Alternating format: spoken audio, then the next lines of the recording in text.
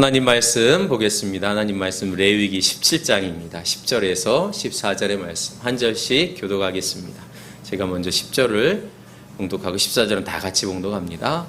이스라엘 집안에 속한 사람이나 또는 그들과 함께 사는 외국 사람이 어떤 피든지 피를 먹으면 나주는 그 피를 먹은 사람을 그대로 두지 않겠다. 나는 그를 백성에게서 끊어버리고야 말겠다.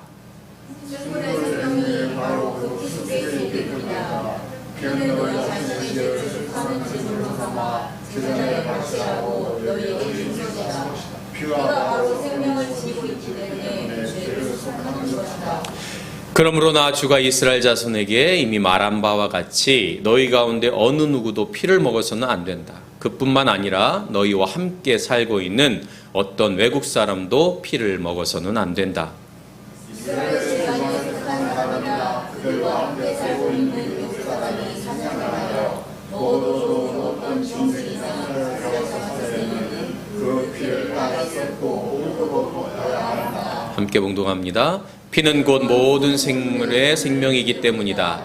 그렇기 때문에 나는 이스라엘 자손에게 너희는 어떤 생물의 피도 먹지 말라고 한 것이다. 피는 곧 그 생물의 생명이니 누구든지 피를 먹으면 나의 백성에게서 끊어진다. 아멘.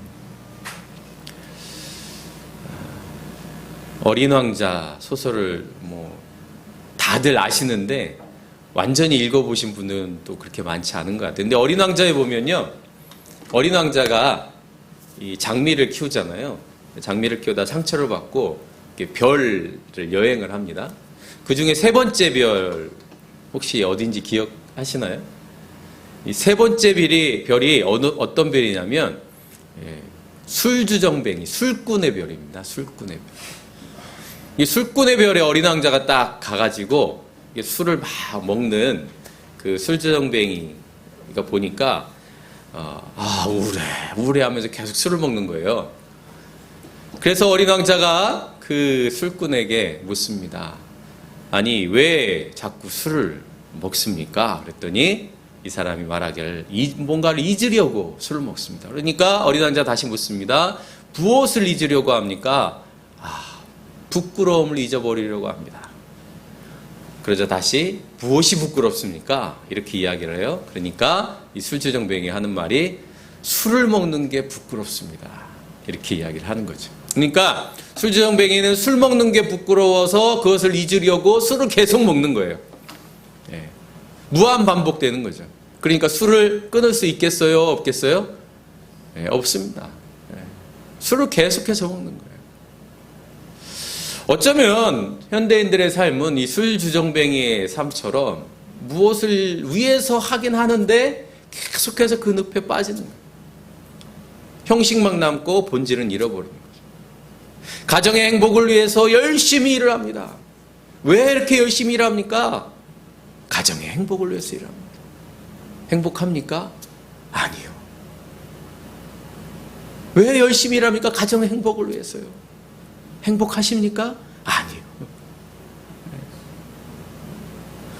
뭔가 목적을 위해서 우리가 열심히 일하고 애쓰고 수고하지만 본질을 잃어버린 우리의 삶이 바로 현대인의 삶과 비슷한 거예요. 그러면서 어린 왕자가 참 어른들은 이상해 하면서 그 별을 떠납니다.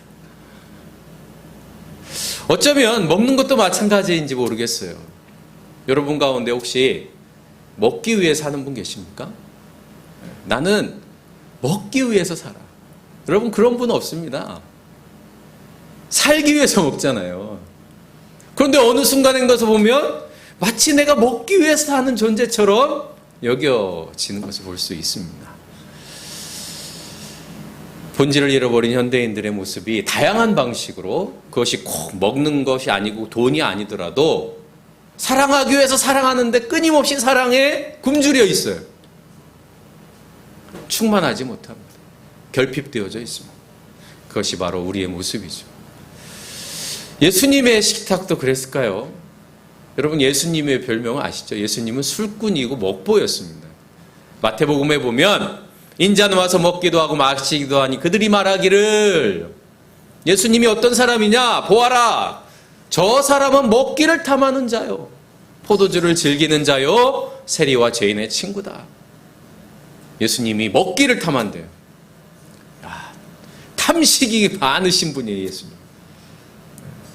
정말 그럴까요? 정말 예수님은 그들이 말하는 것처럼 먹기 위해 사는 것처럼 그렇게 먹기를 탐하는 사람일까요? 여러분, 탐식이라고 하는 것은 더 좋은 것을 먹기 위해서 욕심을 부리는 거예요. 현대인들이 사실 그렇죠. 현대인들의 식탁을 보면 좋은 거 먹으려고, 건강한 거 먹는다고 말하지만 더 비싼 거 먹으려고 합니다. 그래서 현대인들이 가지고 있는 세 가지 먹는 것에 대한 욕망이 있는데, 첫 번째는 무엇을 먹느냐. 무엇을. 이 세 가지를 잘 여러분 생각해 보세요. 무엇을 먹느냐. 건강한 거 먹고 좋은 거 먹으려고 하죠. 좋은 거 먹으려고 하는 것은 건강을 위해서 먹는다고 말하지만 끊임없이 특별한 것을 먹고 싶어. 예를 들면 다른 사람이 먹을 수 없는 것을 먹으려고. 기생충에 보면 짜파게티에다가 소고기를 넣잖아요. 여러분, 그것이 저 사람은 소고기를 좋아하니까 저걸 먹는구나, 여러분 이렇게 생각하는 것이 아니라 먹는 것 자체가 사회적 지위와 신분을 나타냅니다. 그 사람이 무엇을 먹느냐가 그 사람의 사회적 지위를 말해준다는 거예요. 왜 사람들이 오마카세, 몇십만 원짜리 하는 오마카세를 먹으려고 합니까? 그리고 그것을 사진을 찍어서 꼭 SNS에 올립니다. 그냥 맛있는 거 좋은 거 먹었으면 그냥 자기만 만족하면 되잖아요. 그런데 자기 과시를 하는 거죠. 나 이런 거 먹는 사람이야. 특별한 것을 먹으려고 하죠. 왜 사람들이 그 비싼 호텔 케이크를 사려고 줄을 섭니까? 저 성심당 케이크도 훨씬 더 맛있는데. 나 호텔에 있는 케이크를 먹는 사람이야. 팥빙수도 보니까 뭐 호텔 팥빙수는 엄청 비싸더라고요. 나 이런 거 먹는 사람이야. 여러분, 중세시대 때 굉장히 유명한 식재료가 있었는데 지금은 너무 흔해서 우리가 별로 중요하게 생각하지 않는 것이 바로 이 후추입니다. 후추. 향신료죠. 중세시대의 귀족들은요, 이 향수를 얼마나 뿌리느냐에 따라서 부와 지위가 드러났어요. 왜냐하면 구하기 어려웠거든요. 인도에서 원산지가 인도였는데 이 인도에서 나는 후추를 얻기 위해서 항해를 해왔습니다. 그래서 식민지도 개척하고 그렇게 했던 거예요. 그래서 이 후추를 가지고 세금을 내기도 하고요. 한 홍금의 후추는 한 사람, 노예를 사는 정도의 값을 차지했다. 때로는 후추가 금보다 비싸기도 했답니다. 왜 그러느냐? 구하기 어려울 뿐만 아니라 사람들이 먹기 쉽지 않은 문제. 향신료, 후추가 흔해지자 귀족들은 후추 대신 다른 향신료를 찾기 시작합니다. 나는 당신들과 다른 존재야. 특별한 존재거든. 그러니까 특별한 것을 먹어야지. 무엇을 먹느냐? 두 번째는 어떻게 먹느냐입니다. 뭐 먹는 거야 뭐 다 똑같다고 생각하지만 여러분, 처음 레스토랑 같은 데 가서 여러분 혹시 이렇게 양식을 먹을 때 혹시 기억나시나요? 저는 굉장히 당황스러웠거든요. 왜냐하면 보통 집에서는 숟가락 젓가락만 있잖아요. 두 가지만 있다고요. 그런데 양식, 소위 말하는 정식을 딱 먹으려면 식기 도구가 여러 가지입니다. 예를 들면 스프를 먹는 스푼이 따로 있고, 포크도 샐러드 먹는 포크나 고기 자르는 포크나 이게 달라요. 그거에 따라서 사용을 합니다. 그러니까 처음에 딱 오면 뭐부터 써야 될지 모르는 거예요. 당황스럽더라고요.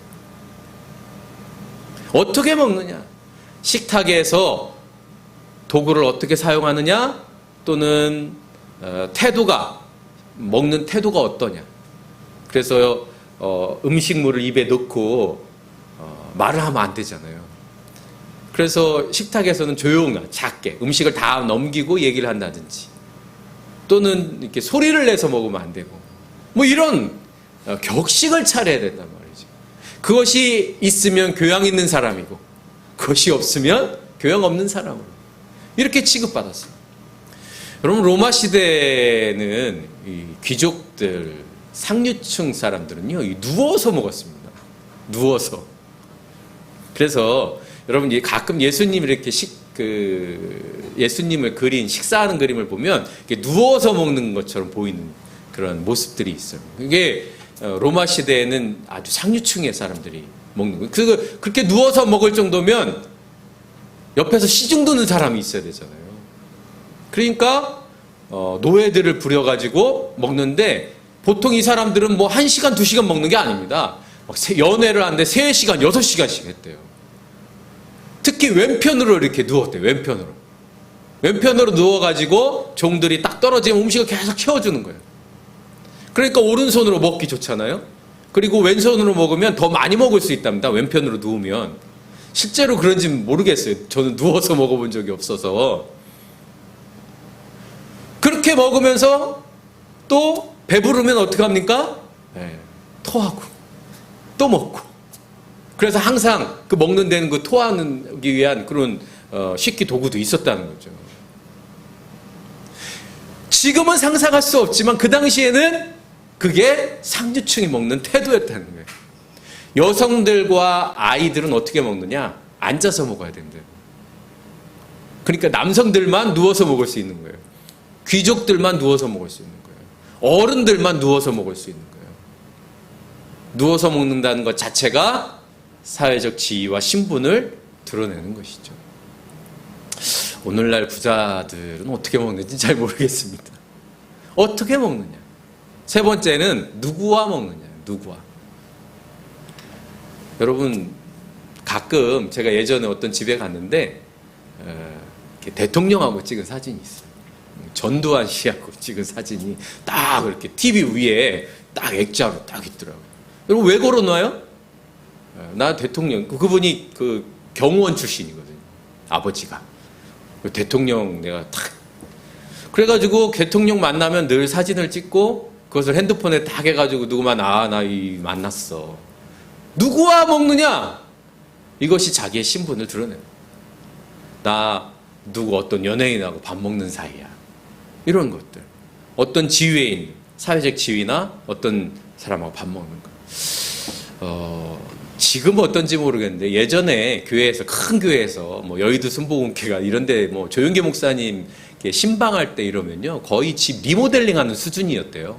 모르겠습니다. 과장된 건지 모르겠는데, 뭐 좀 낡은 거 고치고, 또 이게 더러운데 막 청소하고, 또 음식도 막 잘 준비하고. 그 정도로 조윤계 목사님을 그렇게 신방할 때를 했다는 거예요. 아마 지금도 나이 드신 분들은 좀 그런 잘 섬겨야 된다는 마음이겠죠. 근데 누구하고 먹느냐? 그래서 그런 데는 목사님하고 식사하는 것도 쉽지 않잖아요. 그러니까 그런 것으로 자기의 어떤 교회에서 지위 이런 것들을 드러내려고 했죠. 여러분, 이 세 가지를 잘 생각해 보시면, 여러분, 내가 무엇을 먹고 어떻게 먹고 누구와 먹느냐? 에피쿠로스 학파라고, 여러분, 그 쾌락주의인데, 이 사람이 이런 말을 했어요. 무엇을 먹을지 고민하기 전에 누구와 먹을지를 고민해라. 혼자 먹는 존재들은 사자, 늑대와 같은 존재들 뿐이다. 여러분, 혼밥이 일상화되어져 있는 이 지금 시대에 사자나 늑대, 짐승들만 혼자 먹는다는 거예요. 사람은 누구하고 같이 먹어야 된다. 그것이 행복이라고 에피쿠로스 학파는 말을 합니다. 그런데 요즘에는 누구와 먹느냐를 넘어서서 어떤 존재와 먹느냐, 이런 것들이 굉장히 중요한 시대에 살고 있죠. 예수님의 식탁에 무엇을 먹느냐, 어떻게 먹느냐, 누구와 먹느냐가 과연 있었을까? 예수님의 식탁에 과연 그런 것들이 존재했을까? 예수님이 그것들을 생각하면서 식사를 하셨을까? 여러분, 예수님은 늘 모일 때마다 밥을 먹었잖아요. 그래서 첫 번째 기적이 가나 혼인잔치의 기적이었고, 그리고 예수님이 부활하신 다음에도 제자들과 함께 식사를 하십니다. 기독교 전통에 있어서 먹는 것은 매우 중요합니다. 그래서 우리는 예배가 끝나면 함께 식사를 나누죠. 그것도 다 그런 전통입니다. 무엇을 먹고 어떻게 먹고 누구와 먹느냐라고 하는 이 사회적인 지위와 신분, 사회적인 어떠한 성격들이 예수님의 식탁 안에는 존재하지 않았다는 거예요. 예수님은 이것보다 중요한 것이 있다라고 말씀하시고 계신 것이죠. 예수님이 제자들에게 말합니다. 무엇을 먹을까, 입을까, 마실까 걱정하지 마라. 그것은 이방 사람들이 추구하는 것이다. 너희는 먼저 하나님의 나라와 그의 의를 구하여라. 그리하면 이 모든 것을 더하실 것이다.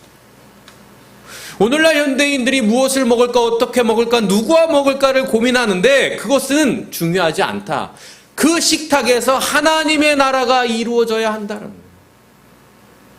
식탁의 공동체 안에 너는 이러니까 안 되고 저러니까 안 되고 너는 사회적으로 이러니까 함께 먹을 수 있고 사회적인 신분이 낮으니까 안 되고, 이러한 식탁은 하나님이 기뻐하는 식탁이 아니다. 오늘 레위기의 본문은 하나님의 식탁이 어떠한 식탁인지 우리에게 잘 보여주고 있습니다. 레위기는 율법서입니다. 하나님의 자녀들, 하나님의 백성들이 지켜야 할 수많은 율법에 대한 이야기를 하는데 오늘 본문의 가장 핵심적인 것은 피를 먹지 말라는 것. 피를 먹지 말라니까 아우 나 선지 해장국 좋아하는데. 어떤 옛날에 그 전통에서 보면 정말 보수적인 기독교인들 중에는 순대를 잘 안 먹습니다. 피순대 있잖아요. 원래 전통적으로는 돼지의 피가 들어가잖아요. 그래서 순대를 잘 안 먹지 말라고 가르치기도 하고. 과연 그러한 의미냐라는 거예요. 율법적으로 현대인들에게 피를 먹지 말라고 하니까 저는 한 번도 먹어본 적이 없는데 사슴피 같은 거 먹는 분 계시잖아요. 과연 그런 것이냐? 이것이 가지고 있는 의미는 무엇인가?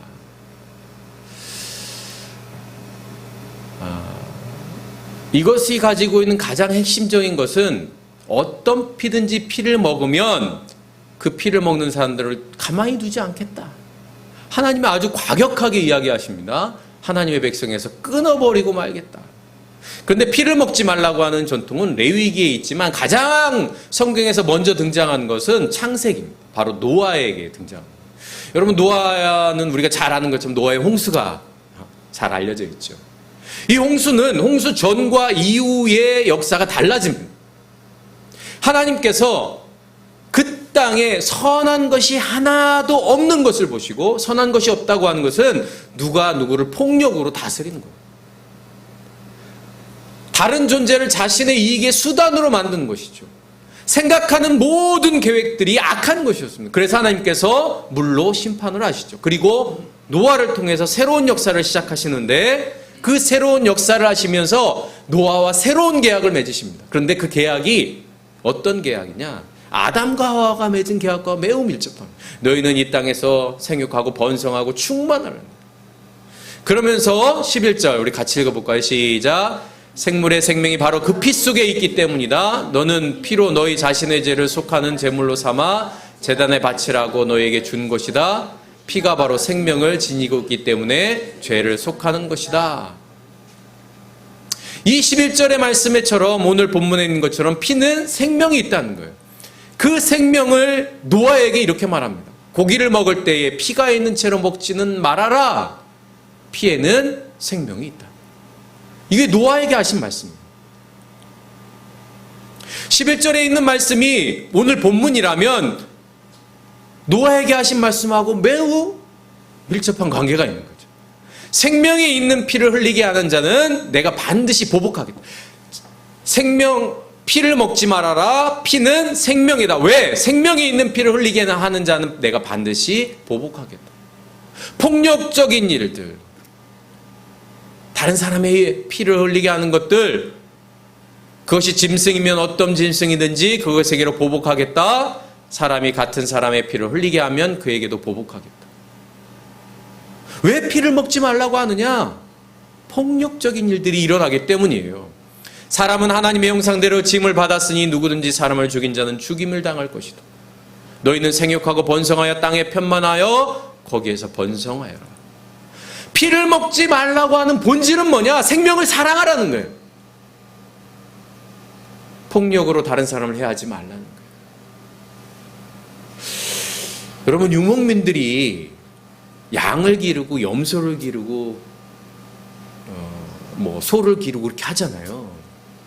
우리가 생각하기에는 그렇게 많은 양이 있고 많은 소가 있고 염소가 있으면 되게 귀하게 여기지 않고 하찮게 여길 것 같잖아요. 전혀 그렇지 않습니다. 유목민들은요, 양과 염소를 귀하게 여겨요. 혹시 양과 염소를 도축하는 장면을 여러분 보셨는지 모르겠습니다. 먼저 양과 염소를 위해서 기도를 합니다. 그들에게 양과 염소는 생명과 같기 때문이에요. 왜냐하면 양과 염소는요, 우유도 주잖아요. 가죽도 주잖아요. 고기도 준다고. 하찮게 죽이지 않습니다. 정성을 다합니다. 기도를 하고 멀리 끌고 가서 최대한 고통이 없게 줍니다.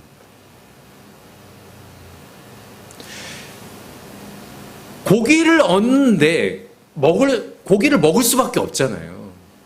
그 고기를 얻는데 정성을 다할 뿐만 아니라 그 생명을 귀하게 여긴다는 거예요. 폭력적으로 가혹하게 죽이지 않는다는 거예요. 예전에 저도 그런 장면을 봤지만 우리가 지금은 보신탕 많이 안 먹지만 여러분, 개 잡을 때 여러분 굉장히 참혹하잖아요. 표현 때리기도 하고 불에 그슬리고 이런 과정들이 거친단 말이죠. 그러면서 하는 게 뭡니까? 그래야 고기 육질이 좋다, 이런 표현 씁니다. 오늘날 우리가 고기를 얻기 위해서 여러분, 마블링을 좋게 하기 위해서 가혹행위를 합니다.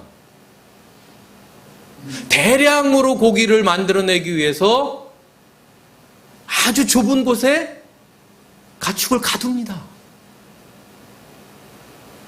생명, 피를 먹지 말라, 생명을 존중하게 여기라 라고 하는 말은 그러한 행위들에 대한 하나님의 엄중한 말씀입니다. 오늘날 많은 사람들이 비건을 하는 이유 중에 하나가 그런 것입니다. 가축을 키우는 방식, 가축을 도살하는 방식, 여러분, 이런 것들이 생명을 존중히 여기지 않기 때문에, 가능하면 우리가 고기를 덜 먹고 또 그 고기를 덜 먹음을 통해서 이 땅에 기후위기나 또는 생명을 살리는 일에 믿음의 사람들이 함께 해야 되는 이유가 거기에 있는 거죠. 마블링 좋은 소고기 먹으려면 비싸잖아요. 그만큼 그 고기를 얻기 위한 여러 가지 사회 구조가 착취의 구조로 가고 있다는 거죠. 피를 먹지 말라고 하는 것은 생명이 거기에 있고 생명을 존중하고 혹시 생명을 먹게 되어질 경우에 그 생명을 사랑하는 마음이 있어야 된다. 오늘날 고양이라든지 길고양이나 강아지나 가혹행위하는 사람들도 있습니다. 참혹하죠. 여러분, 반려인구가 1,500만이라고 하거든요. 그럼에도 불구하고 거기를 향해서 총을 쏜다든지 비비탄 총 쏘기도 하고 그러잖아요. 그것이 바로 우리가 살아가고 있는 현실의 모습이죠. 그러므로 우리가 좋은 것을 먹기 위해서 얼마나 많은 생명들이 희생하고 있는가라고 하는 이 구조를 믿음의 사람들이 알고 그것을 덜 먹기 위해서 애써야 된다. 피를 먹지 말라고 하는 것은 그러한 의미가 있다는 거죠. 학대에서 얻어지는 고기들, 또 먹을거리들, 이런 것들에 대해서 우리가 한번 생각해 봐야 된다는 거예요. 그것이 바로 하나님이 우리에게 엄중하게 피를 먹는 사람은 내 백성에서 끊어버릴 것이다 라고 명령하신 이유예요. 두 번째는 제사와 관련되어져 있습니다. 피가 우리의 죄를 속한다는 거죠. 이스라엘 전통에서 번제라고 하는 것이 있습니다. 속죄제. 이 속죄제를 드리기 위해서는 흠없는 어린 양 또는 숫소를 가져다가 거기에 안수를 합니다. 예를 들면 제가 속죄제를 드려요. 그러면 제물을 가져다가 그 제물에 저의 손을 얹는 거예요. 제사장이 손을 얹는 게 아니라 제가 손을 얹습니다. 그리고 기도를 합니다. 이럴 때 이 제물과 제가 동일시 되는 겁니다. 이제는 나의 죄가 이 제물에 이전이 되어지는 것이죠. 그리고 이 제물이 죽임을 당해서 그 피를 제단에 뿌리게 되어집니다. 그 피로 인해서 나의 죄가 속한 거예요. 그러니까 이 희생제물이, 이 번제물이 죽음을 통해서 내가 살아나는 것이죠. 그러니까 그 피가 귀한 피인 거예요. 그냥 막 뿌릴 수 있는 피가, 막 먹을 수 있는 피가 아니라는 거죠.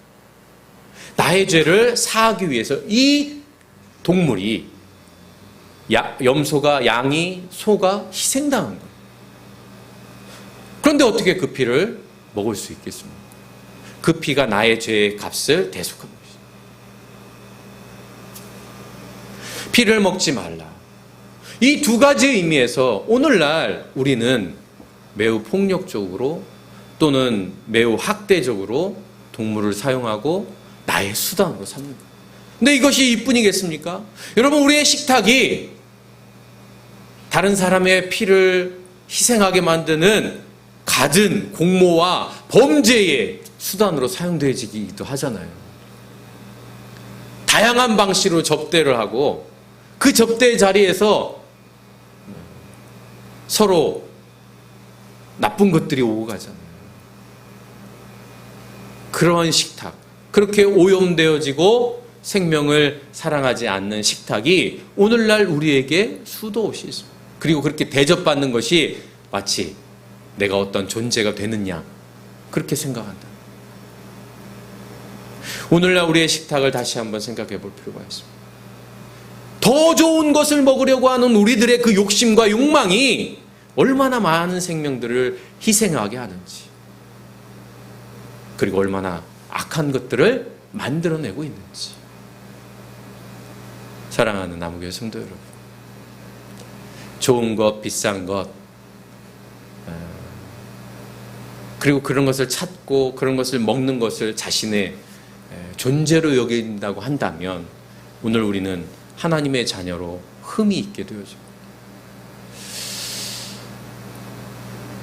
우리의 식탁이 생명을 풍성하게 하고 생명을 지키고 또 그 안에서 선한 것들을 만들어낼 수 있는 식탁이라면 그 식탁은 하나님이 기뻐하는 식탁이 되어질 줄로 믿습니다. 여러분이 어떠한 식탁을 하든 한 주간 동안 여러분의 식탁 안에서 이 식탁이 생명을 풍성하게 하는지, 우리가 먹고 마시면서 선한 계획들을 만들어내고 하나님이 기뻐하시는 이야기들을 나누고 있는지 깊이 묵상하시면서 한 주간 동안 여러분의 식탁에 하나님의 복이, 하나님의 은혜가, 하나님의 평화가 가득하기를 간절히 바랍니다.